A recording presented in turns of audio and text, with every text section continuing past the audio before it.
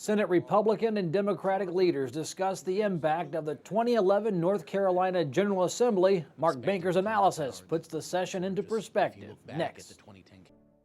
Quality public television is made possible through the financial contributions of viewers like you, who invite you to join them in supporting UNC TV.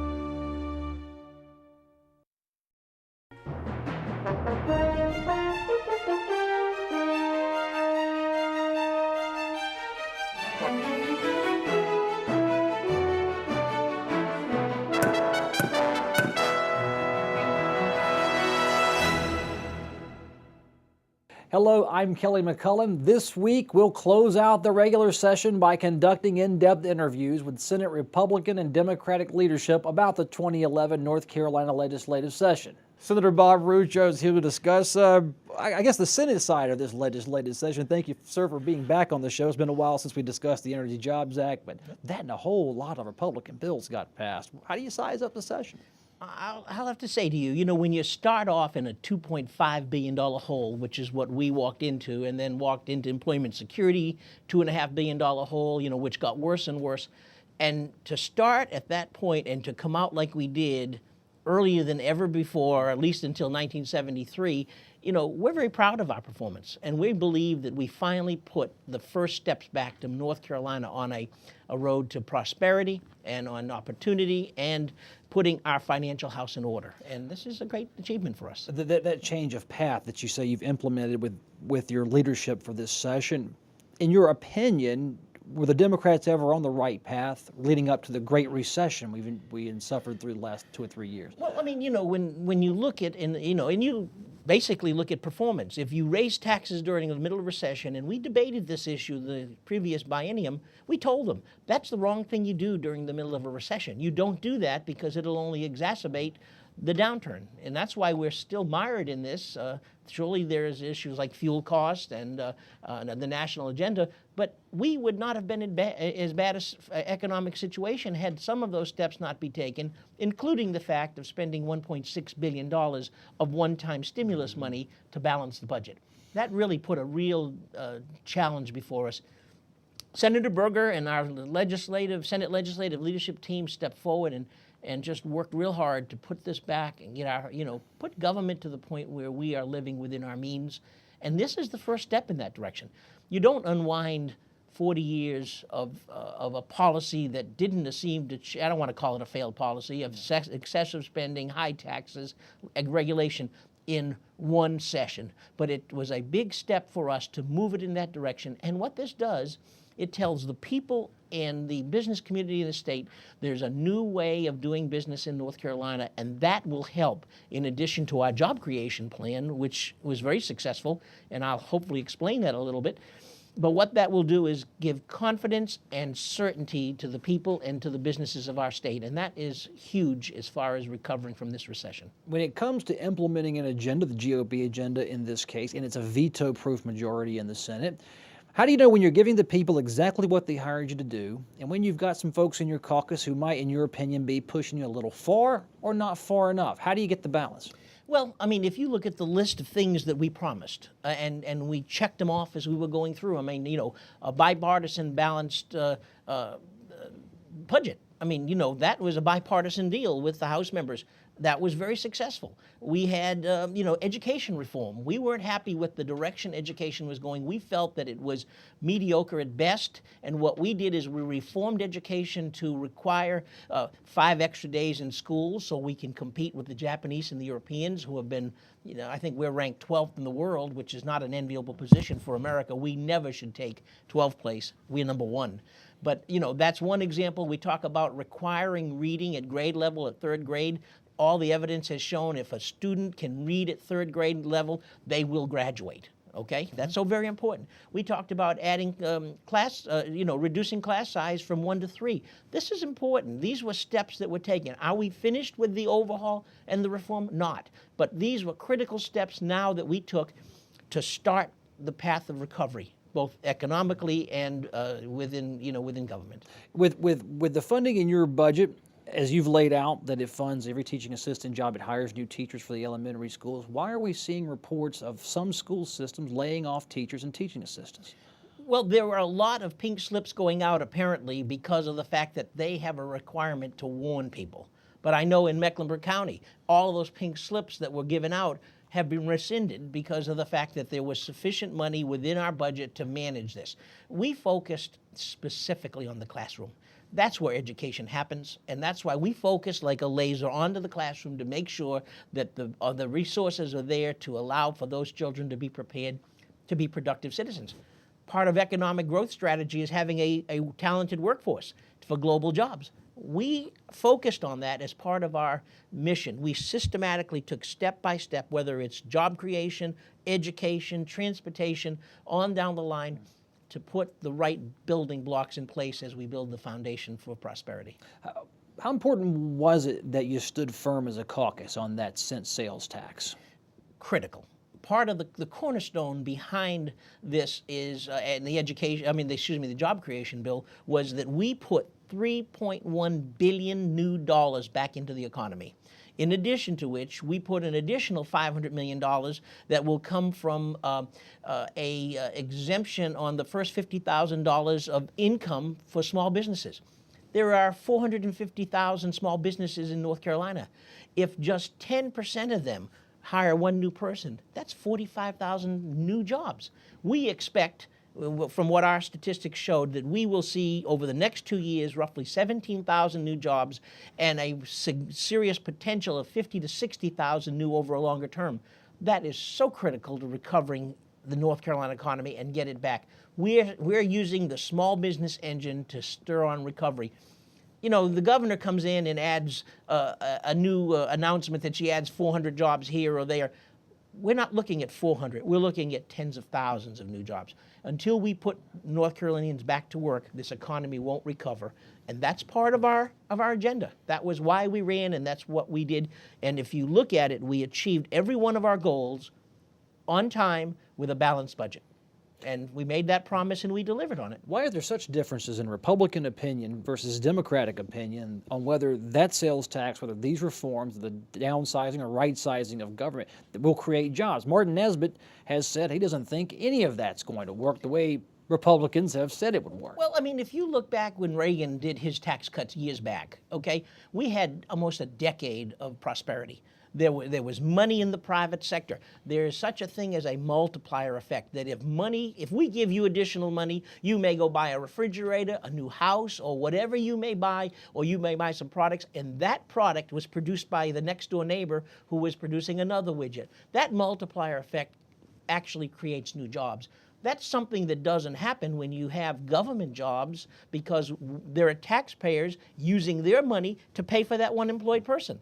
So you lose the ability of multiplying what effect it comes. It may be small in the sense that that one person can buy some sales stacks of goods, but the reality is it's time to reach out and go for what is the best way to turn this economy around, and that's what we've done. And we're very proud of that. And more importantly, Martin Nesbitt said, it's our economy. Basically what we've done is we put our stamp on it, and when this economy turns around because of the things we did, when education turns around because of the things that we did, when regulations show that they were, because of a cost-benefit analysis, that they were not needed and were nothing more than a drag or an anchor on business growing, we will take responsibility for that. Because we've done our job, we did what we promised, and this is the right path for North Carolina for the long-term future prosperity. We will see you again in July as redistricting cranks up. Yes. Another special session's coming our way. We'll have you back on the show, and I appreciate it. I look forward to it. See you soon. Thank you. Senator Martin Nesbitt is the Senate Minority Leader and, of course, a Democrat from Buncombe County. And if you're a Democrat in the Senate, it had to be a tough year, Senator Nesbitt. What was it like being the party leader of a minority party when they could just override a veto and just keep right on trucking? Well, it's a difficult situation to be in, one we've never seen before, but you adapt, and I would like to think we did a good job as a minority party, pointing out to the people what, in fact, they were doing. When it came to swaying public debate on the big bills, on the small bills, how effective do you think your Senate Democratic colleagues were in moving that needle? I think they did an excellent job. All of my members participated in the debates on multiple occasions. We spread it around and told people to voice their opinions and not be shy about it. And if you, at the end of the day, a number of bills were altered as a result of the debate. Now, they would not adopt our amendments, but they'd go back and do a committee substitute and incorporate them in there. So we made changes that way, but I think more important than that, we set the stage for the debates in the House and for the vetoes by the governor. We really developed a lot of the messaging that went on this session. I saw many, 31-19 votes, every Democrat staying on message, I'm presuming following leadership to vote against or for this bill, but it was unanimous. How important is that to make that statement, win, lose, or draw on a bill? Well, if it's artificially imposed from the top, it's not of any value. So you didn't do that? Okay. I did not do that. And it's the members arriving at that conclusion after the debate on the bill and based on philosophy. A lot of the things they did were so extreme that it coalesced the Democrats against it. I didn't have to try to orchestrate anything. You served under former Senate President Mark Basnight. Of course, now Phil Berger, the Republican, leads the Senate. Compare those two men in leadership style. I know it's kind of a tough question, but how would you grade Phil Berger and compare him against Mr. Basnight? I think they're both good leaders, both fair to the membership. Under Senator Basnight, of course, I was in the majority. Now I'm in the minority, so I can't. It's hard to judge. I was talking to one of my Senate colleagues the other day, who's a Republican, and I was saying that this session seemed a little different, and he said, "Well, that's because you're on the minority now versus the majority." So when I look at Basnight, I look through the eyes of having served in the majority with him, and it may not be fair to compare, but were you respected? Were you respected as a minority leader? Yes. They didn't throw your ideas under the bus or well, no, they threw our ideas under the bus. Voted them down. But that's okay. We were allowed to debate. We were respected. The debates were not personal, and I know when Mark was there late in his term, when I was majority leader for a year, we opened the debate up also. One of the criticisms was that we didn't have a lot of debate, but that last year we did. We allowed everybody that wanted to debate, which Mark, I think, was more comfortable with than the other style. But they're both, I think you heard Phil Berger praise Mark and how Mark helped with the transition. And I have nothing but praise for Phil Berger. I think he was more than fair to us.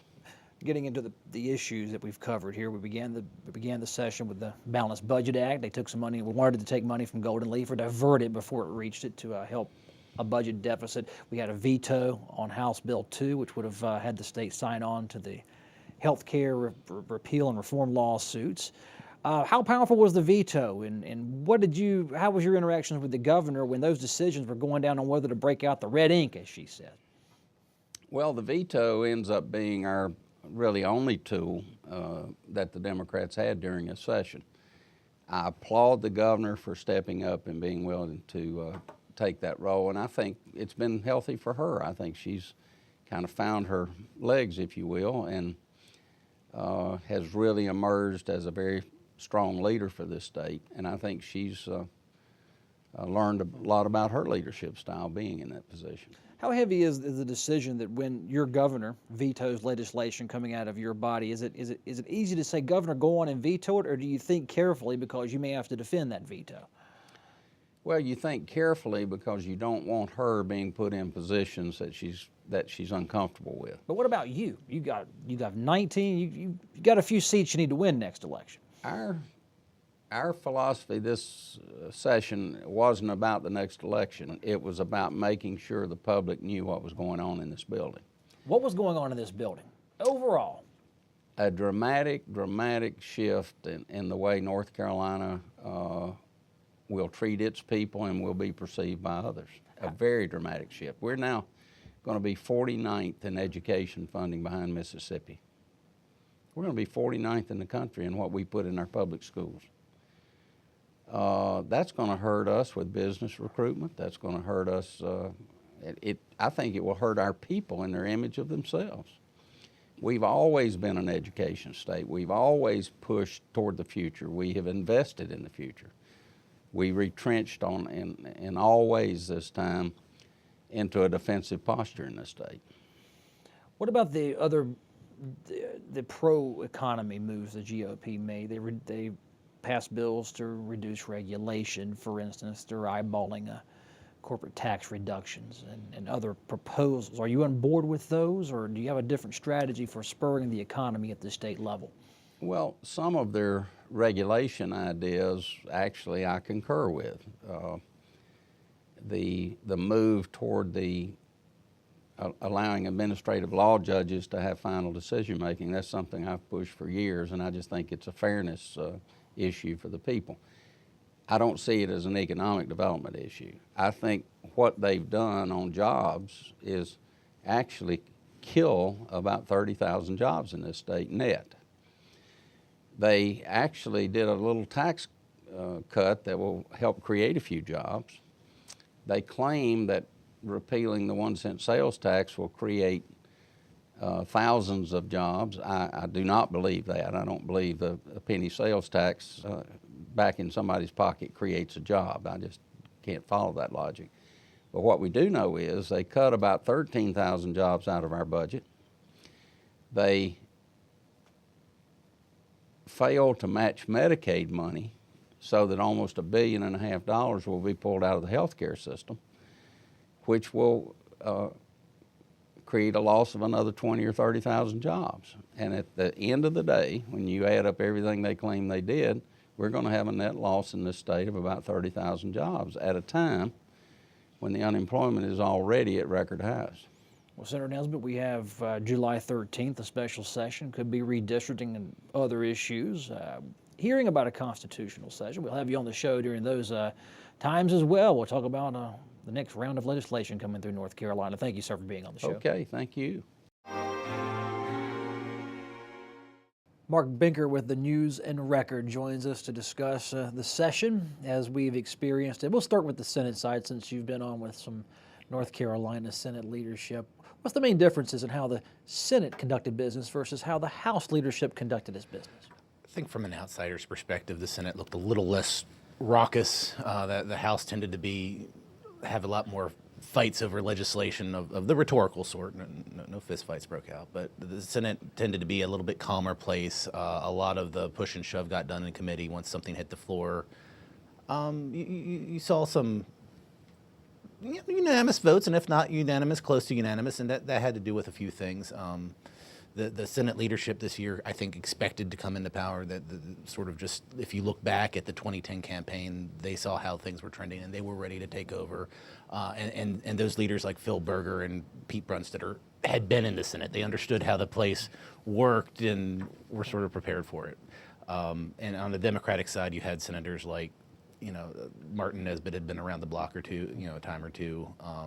And so even some of the rank and file, you look at Don Vaughn of Greensboro, a lawyer, not real out to the left. It just was populated with different characters than you saw in the House. From those who watched the Senate, how did Senate President Pro Tem Phil Berger conduct business? What kind of leader was he compared to, say, Mark Basnight? In some respects, the book's still out on that. We have a much different type of session in that, they had the main budget session, the 5-month drag from January up to May. Now you have these special sessions to handle different sorts of business. So he's still in the middle there. In some respects, there were a lot of similarities. You saw him say, we have the majority. There's consequences to election. Our agenda is going to get through.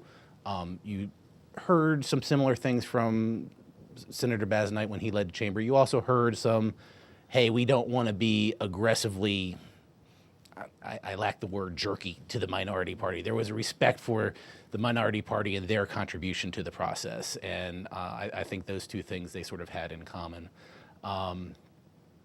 Yeah.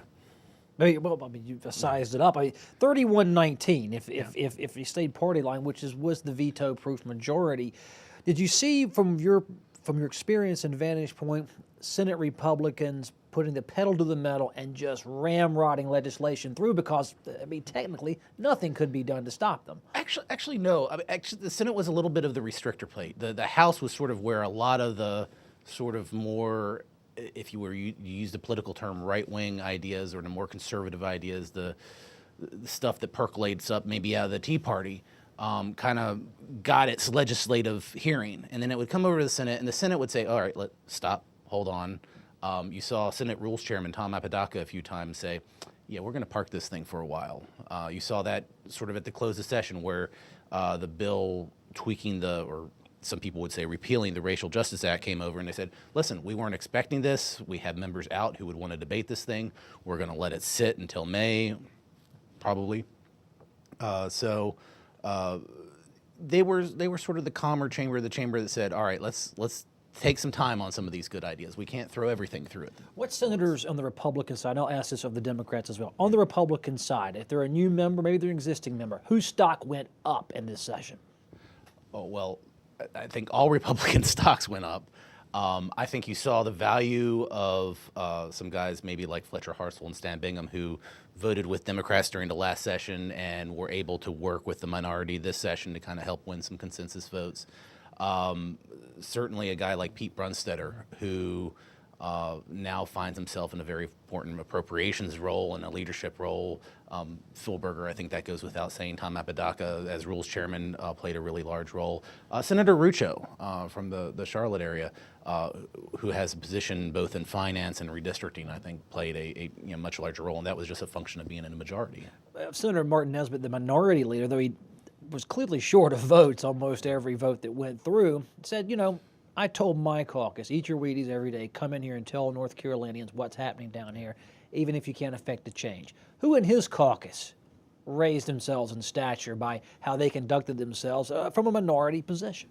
I think if you look around, there's two ways to judge that. Either one, you have the people who stood up and made the case, who blew against the wind even though they knew how the vote was going to go. And I think in some respects, Senator Blue, who was Speaker of the House way back in the day, Senator Dan Blue, I think you saw in the closing days of session somebody like Senator Purcell sort of stand up and make the case for health care, for some of the priorities that Democrats have been speaking to.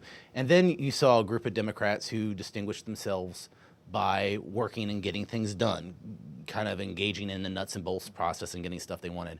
Senator Don Vaughn worked some environmental legislation there towards the end. I think you saw some other Democrats able to engage with this Republican majority. Would you call it a bipartisan session in the Senate? Oh, no. I mean, it was a partisan. Well, 5 votes on the House budget is a bipartisan. You get 5 Democratic votes, they call it a bipartisan vote. So, listen, the Republicans set the agenda for this session. Did they get their agenda through? I actually wrote about this a little bit a little while ago.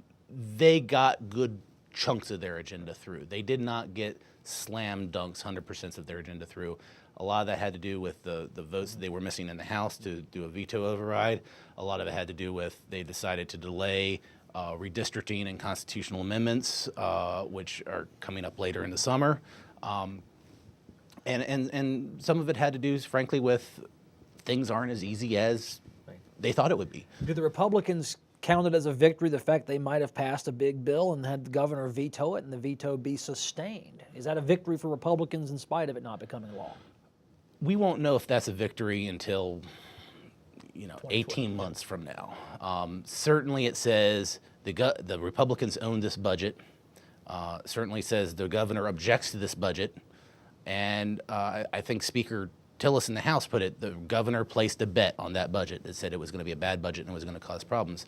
The Republicans have made the opposite bet, that it's a good budget and it's going to solve problems. And to see whether those bets pay off, you're going to look at the 2012 election and really you're going to look at classrooms and social services across the state and see how they're doing 18 months from now. Well, the Republicans are very proud of the fact they've adjourned early, mid-June as opposed to July or after, but they're coming back in later a couple of times at least this year. Do you get as much credit for closing down shop early when you're going to come back and handle huge legislation in the next couple months. This is where this sort of cranky reporter comes out, and I say, no, that claim of adjourning early is just completely bogus. You came into the session, you said you were going to do two things, write a budget and redistrict. You haven't redistricted yet. One of the two top priorities, the things you said you had to do, isn't done yet. No, you don't get credit for adjourning. I'm sorry. Mark Binker, News and Record. I appreciate you being on the show all season long. We're going to keep following state politics, and I hope you'll be on this show and other shows like North Carolina Now in the future. Sure, thank you. Thank you, Vern. The 2011 legislature has wrapped up regular business for a few weeks. We'll be shifting our coverage to our nightly news magazine, North Carolina Now, that airs Monday through Fridays at 7:30 p.m. when the legislature is not in regular session. I sincerely hope you will consider UNC TV for state political coverage in between the legislative sessions. Thank you so much for watching this season, and I'll see you soon.